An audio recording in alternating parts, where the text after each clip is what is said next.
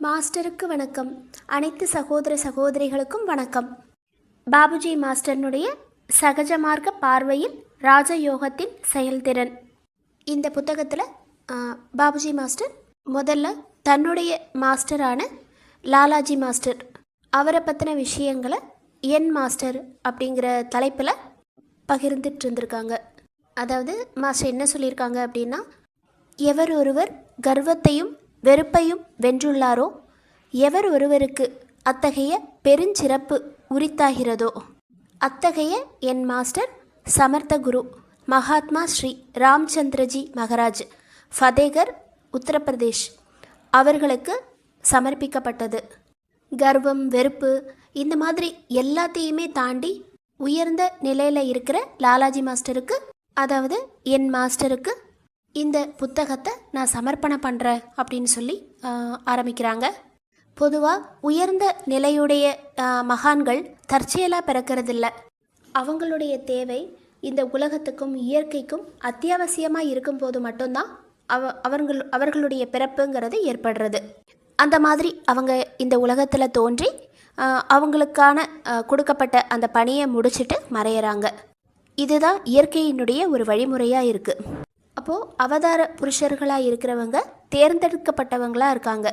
இயற்கையால் அவங்களுக்குன்னு நிர்ணயிக்கப்பட்ட அந்த குறிப்பிட்ட பணியை நிறைவேற்றுறதுக்காக சக்திகளோடு வராங்க. நம்மளுடைய இந்தியா ஒரு காலத்தில் ஆன்மீகத்தினுடைய இருப்பிடமாக இருந்தது. அந்த மாதிரி இருந்தது.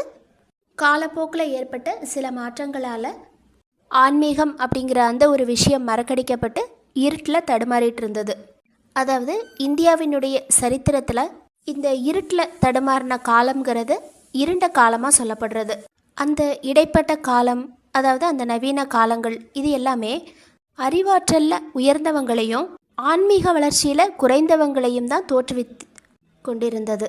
அப்படி இருந்த காலத்திலையும் ஒரு சில மேன்மையான ஆன்மாக்கள் நமக்கு நாமே ஏற்படுத்திக்கிட்ட, அதாவது தலைகள்னு சொல்லக்கூடிய சமஸ்காரங்கள், இது எல்லாத்துலேருந்தும் விடுபட்டு நமக்குள்ள உள்ளார்ந்து இருக்கிற அமைதியை உணர்றது, இறுதி நிலை லட்சியமான இறைவனோட ஒன்று கலக்கிறது, இந்த மாதிரியான உள்ளார்ந்த இயக்கம் ஒரு சில ஆன்மாக்களுக்கு இருந்தது. அப்போது அந்த டைமில் இந்த மாதிரியான ஒரு போராட்டங்கள் நிறைஞ்சு காணப்பட்டது. ஆன்மீகத்தை பற்றின உண்மையையும் இறைநிலையை அடைதல் அதை பற்றின ஒரு தெளிவையும் அதனுடைய உண்மைத்தன்மையையும் கொஞ்சம் பேருக்கு மட்டும்தான் வெளிப்படுத்த முடிஞ்சுது. அப்போ மற்றவங்க எல்லாம் மதம் சம்பந்தப்பட்ட கலாச்சாரங்கள் மூலமாக அமைதியை தேடி போனாங்க. மதங்களை பொறுத்த வரைக்கும் இந்தியாவில் சடங்குகள், சம்பிரதாயங்கள், உருவங்கள் மூலமான ஒரு வழிபாடுகள், இது எல்லாத்தினுடைய ஆதிக்கம்தான் அதிகமாக இருந்தது. பகுத்தறிவிற்கு ஒவ்வாத மூட நம்பிக்கைகளுக்கு அடிபணியக்கூடிய ஒரு இழிவான நிலை அந்த டைமில் இருந்தது. அதே நேரத்தில் அதிகாரத்திற்கு கீழ்ப்படியக்கூடிய ஒரு போலியான பெயரில் ஆன்மீக தற்கொலைங்கிறது தலைவிரிச்சு ஆடிட்டு இருந்தது. இந்த கருத்தை சுவாமி ராமதீர்த்தர் அவர் பதிவு பண்ணுறாரு. மதங்களினுடைய ஒரு மேலான ஆதிக்கத்தையும் ஆன்மீகத்தினுடைய அந்த நேரத்தில் இருந்த கீழ்நிலையையும் அவர் வருத்தப்பட்டு பதிவு பண்ணுறாரு. அதே நேரத்தில் சுவாமி விவேகானந்தரை அவர் மாதிரி உயர்ந்த மகான்கள், உயர்ந்த நிலையடைந்த மகான்கள் இந்தியாவுக்கு வருவாங்க. ஆன்மீகத்தை நம்ம எல்லாருக்கும் கற்றுத்தர்றதுக்காக. அதோடு கூட அவங்க இந்த உலகம் பூராவும் போய் ஆன்மீகத்தினுடைய முக்கியத்துவத்தை புரிய வைப்பாங்க. அப்படி ஒரு நாள் ஒன்று வரும் அப்படின்னு சொல்லி தன்னுடைய உறுதியான நம்பிக்கையை வெளிப்படுத்துகிறாரு. அதே மாதிரி டாக்டர் ராமகிருஷ்ணா அப்படிங்கிறவர் தனக்குன்னு ஒரு லட்சியத்தை நிர்ணயித்து கொள்றதுக்காக தடுமாறிட்டுருக்கிற மக்களுக்கு உதவுறதுக்கு உயர்ந்த நிலையடைந்த தீர்க்கதரிசிகள், சுயமாக சிந்திக்கக்கூடியவங்க, அந்த திறன் இருக்கிறவங்க கண்டிப்பாக தேவை. பூசாரிகள் சொல்கிறதையும் பரம்பரையாக கடைபிடிச்சிட்டு வந்த அந்த பழக்கங்களையும் இயந்திர கதியில் பின்பற்றுறதுங்கிறது ஒரு பயனில்லாத விஷயம். அதன் மூலமாக நம்மளால் கடவுளை பற்றின உண்மையை தெரிஞ்சிக்க முடியாது அப்படிங்கிற தன்னுடைய கருத்தையும் அவர் பதிவு பண்ணுறாரு. இந்த மாதிரி இருந்துட்டு இருந்த அந்த காலகட்டத்தில், இருண்ட காலமாக சொல்லப்பட்டுருக்கிற அந்த காலங்களில் காலங்காலமாக இருந்து வந்த யோக முறை, அதாவது பிராணாகுதின்னு சொல்லப்படுற யோஜிக் டிரான்ஸ்மிஷன், அந்த முறையையும் முழுவதுமாக மறந்துருந்தாங்க. ஏன்னா மென்மையான ஆன்மீகத்தினுடைய இடத்தை கடினமான லௌகீகம்ங்கிறது ஆக்கிரமிச்சிட்டு இருந்தது. மதங்களினுடைய சடங்குகள், சம்பிரதாயங்கள், மூட பழக்க வழக்கங்கள், இந்த மாதிரியான ஒரு அறியாமையினுடைய இருள் மேகங்கள் எல்லா இடத்துலையுமே பரவி இருந்தது. அதனால் யோக சக்தியை செலுத்தக்கூடிய யோகிக் டிரான்ஸ்மிஷன் இது இந்துக்களுக்கு அந்நியமான ஒரு விஷயமா தோண ஆரம்பிச்சிருச்சு. அப்படி ஆன்மீகம் தத்தளிச்சிட்டு இருந்த அந்த காலகட்டத்தில் பயங்கள், சந்தேகங்கள், மக்களை தவறாக வழிநடத்திய சில நம்பிக்கைகள், இது எல்லாமே நிறைஞ்சிருந்த அந்த காலகட்டத்தில் இந்த விஷயங்கள் எல்லாத்தையுமே சீர்படுத்தி மனித குலத்தை கை தூக்கி விடுறதுக்கு மகா புருஷர், அதாவது உயர்ந்த நிலையடைந்த அவதார புருஷர் ஒருவர் மிக அவசியமாக தேவைப்பட்டார். அப்போது அந்த நேரத்தில் இயற்கையினுடைய சக்தி உத்தரப்பிரதேச மாநிலத்தை சேர்ந்த ஃபரூகாபாத்தில் சமர்த்த குரு மகாத்மா ஸ்ரீ ராமச்சந்திரஜி மகராஜ் அவர்களின் உருவத்தில் கீழிறங்கி வந்தது. ஒரு அமைதியான வாக்குறுதி இயற்கையால் நமக்கு அளிக்கப்பட்டது. மனித குலம் தனக்கு தானே ஏற்படுத்திகிட்டு இருந்த அந்த இரும்பு பிணைப்பிலிருந்து அந்த மனித குலத்தை விடுவிக்கிறதுக்காக இயற்கையின் மூலமாக உதவிக்கரம் நீட்டப்பட்டது லாலாஜி மாஸ்டர்னுடைய அவதாரத்தின் மூலமாக. லாலாஜி மாஸ்டர் ஆன்மீக மேதையாக சொல்லப்படுறவர். இவர் 1873 பிப்ரவரி மாதம் 2ஆம் நாள் வசந்த பஞ்சமி தினத்தன்று கௌரவமான காயஸ்த குடும்பத்தில் அவதரிக்கிறார். அவதாரம் அப்படிங்கிறதுக்கு இறங்கி வருதல் அப்படிங்கிறது பொருள். அவருடைய குழந்தை பருவம் அன்னையால் வழிநடத்தப்பட்டது. லாலாஜியினுடைய தாயார் ஒரு புனிதமான பெண்மணி. அவருடைய இதயம் பக்தியால் நிறைஞ்சிருந்தது. தன்னுடைய பெரும்பாலான நேரத்தை பக்தி, வழிபாடு, இந்த மாதிரி விஷயங்களில் அவங்க செலவு பண்ணிகிட்டு இருந்தாங்க. நல்ல இதயமும் எளிமையான வாழ்க்கையும் வாழ்ந்த அவங்களால லாலாஜி மாஸ்டருக்கு சின்ன வயசுலேருந்தே ஆன்மீகத்தில் ஆர்வம் ஏற்பட்டிருக்கு. ஸ்ரீ ராமச்சந்திர மகராஜ் அவரை பற்றின ஒரு நிகழ்ச்சி அப்படின்னு சொல்லிட்டு ஒரு நாள் அவர் தன்னுடைய நண்பர்களோட விளையாடிட்டு இருந்தபோது ஒரு தெய்வீக சக்தி அவருடைய இந்த பிறவி விளையாடிட்டு இருக்கிறதுக்காக ஏற்பட்டது கிடையாது அப்படிங்கிற அந்த ஒரு உணர்வை அவருக்குள்ளே எழுப்பியது. அந்த நேரத்தில் அவர் தன்னை உணர்ந்து எதிர்காலத்தில் வரக்கூடிய அந்த ஒரு மகத்தான பணிக்காக தன்னை தயார்படுத்திக்கிறதுக்கு தொடங்கிட்டார். அப்போது அந்த நேரத்திலேருந்து அவருடைய ஆன்மா விழித்தெழுந்து அவர் அதிலேயே முழு மூச்சோடு ஈடுபட்டு 7 மாதத்தில் பூரணத்துவத்தை அடைஞ்சிட்டார். உண்மையிலேயே இந்த 7 மாதத்தில் பூரணத்துவம் அப்படிங்கிறது ஈடு இணையில்லாத, இதுவரைக்கும் யாரும் சாதித்திராத ஒரு சாதனை. அப்போதிலிருந்து அவருடைய வாழ்நாள் முழுவதையும் ஆன்மீகத்திற்காகவே அவர் அர்ப்பணம் பண்ணியிருக்கிறாரு. அவருடைய குணநலன்கள் அப்படின்னு பார்க்கும்போது அகங்காரம் முற்றிலுமாக நீங்கியவரா, மிதத்தன்மை, சகிப்புத்தன்மை, அர்ப்பணிப்பு உணர்வோட இது எல்லாத்துலேயும் அதாவது இது எல்லாம் கலந்த மொத்த உருவமாக இருந்திருக்கிறாரு. ஒரு செயலை விதைக்கும் போது அது பழக்கமாகுது. அந்த பழக்கங்கிறது தான் நல்ல பண்புக்கு அடிப்படையாக அமையுது. அந்த நல்ல பண்புகள் தான் விதியை உருவாக்குது. அப்போது ஒரு நல்ல குணநலன் அப்படிங்கிறது அவங்களுடைய உழைப்பில் தான் கிடைக்குது. அது பெற்றோர்கிட்டேருந்து வரக்கூடிய விஷயம் இல்லை, வெளிப்புற சூழ்நிலைகளாலேயும் உருவாக்கப்படுறது கிடையாது. இது முழுக்க முழுக்க ஒருத்தவங்களுடைய முயற்சியால் தான் கிடைக்குது அப்படின்னு சொல்கிறாங்க. நல்ல பண்புகளாக சொல்லப்படுறது நல்ல இதயம், இரக்க உணர்வுகள், சமநிலைப்படுத்தப்பட்ட மனம், இது 3ம் நற்பண்பினுடைய அடிப்படைகளாக இருக்குது. லாலாஜி மாஸ்டர் இது எல்லாத்துக்குமே ஒரு உதாரண புருஷராக இருந்திருக்கிறாரு.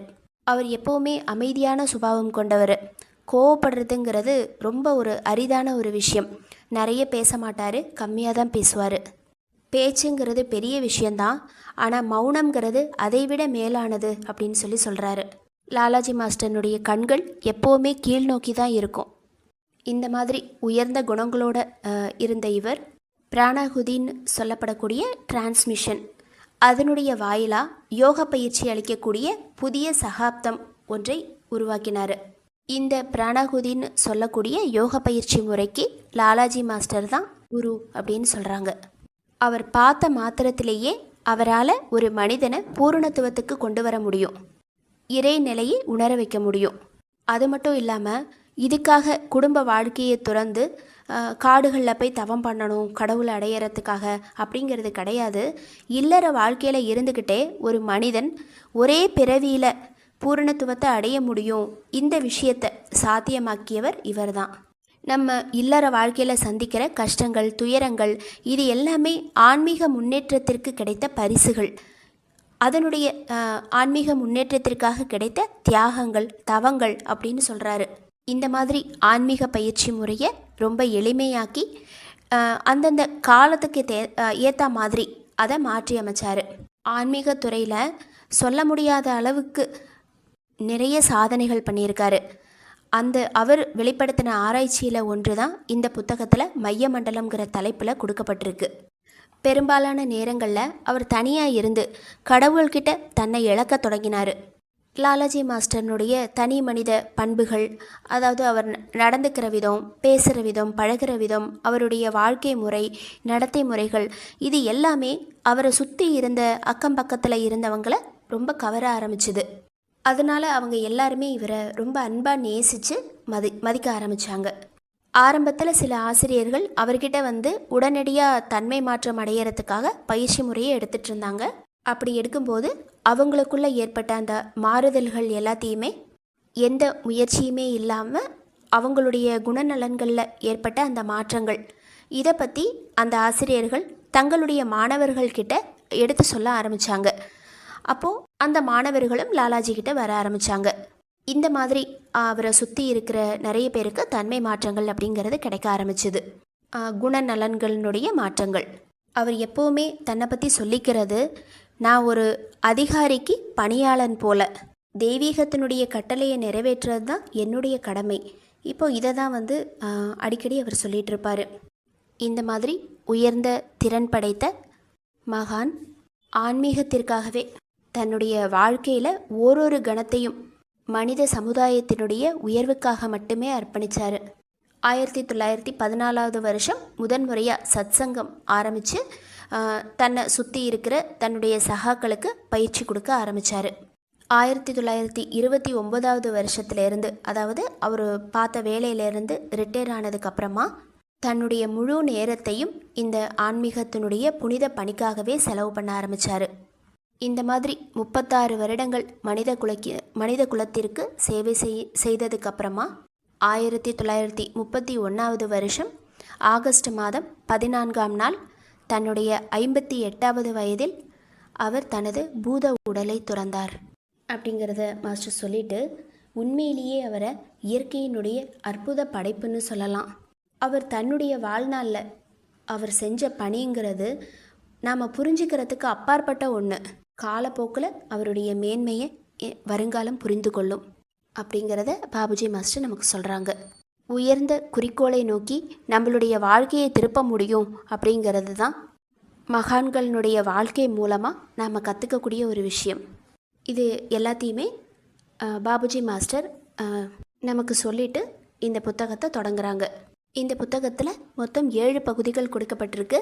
ராஜயோகம், சகஜ மார்க்கம், தியானம், இதய மண்டலம், மனமண்டலம், மைய மண்டலம், அப்புறம் முடிவுரை.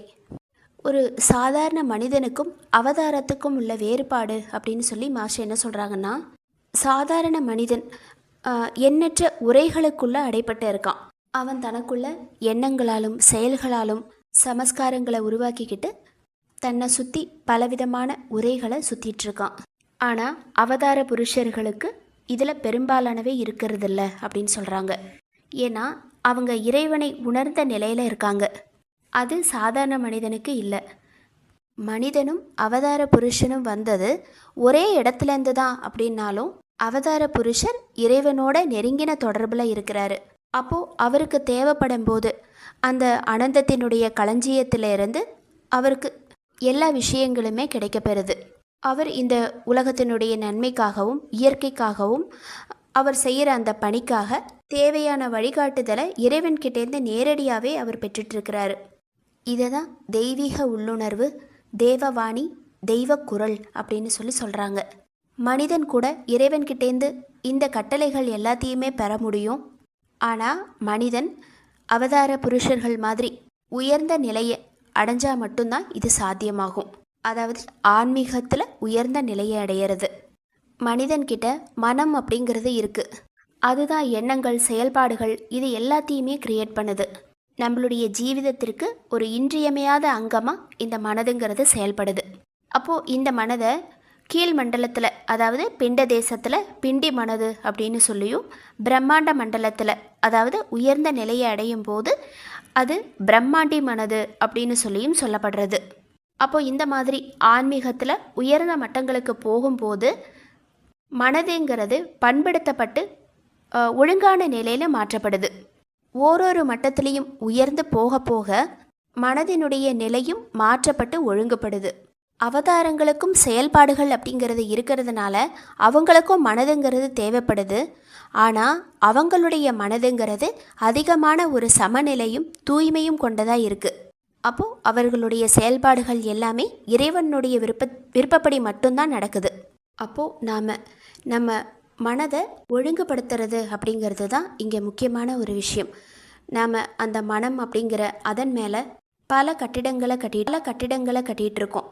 அதை எல்லாத்தையுமே அப்புறப்படுத்துறது தான் இங்கே முதல் வேலை. நமக்குள்ளே இருக்கிற கீழ்நோக்கின மனப்போக்குகள் எல்லாத்தையுமே உயர்ந்த நிலையை நோக்கி நாம் செலுத்தும் போது மனமானது ஒழுங்குபடுத்தப்பட்டு சமநிலைப்படுத்தப்பட்டு தூய்மையடையுது. அந்த மாதிரி முன்னேறி போகும்போது உயர்ந்த நிலைகளில் நம்மளுடைய புலன்களும் ஒழுங்குபடுத்தப்பட்டு சமநிலையில் இருக்க ஆரம்பிக்குது. இப்படி ஒரு பரிசுத்தமான நிலைங்கிறது நமக்கு கிடைக்குது அப்படிங்கிறத சொல்கிறாங்க. மாஸ்டருக்கு நன்றி. அனைத்து சகோதர சகோதரிகளுக்கும் நன்றி.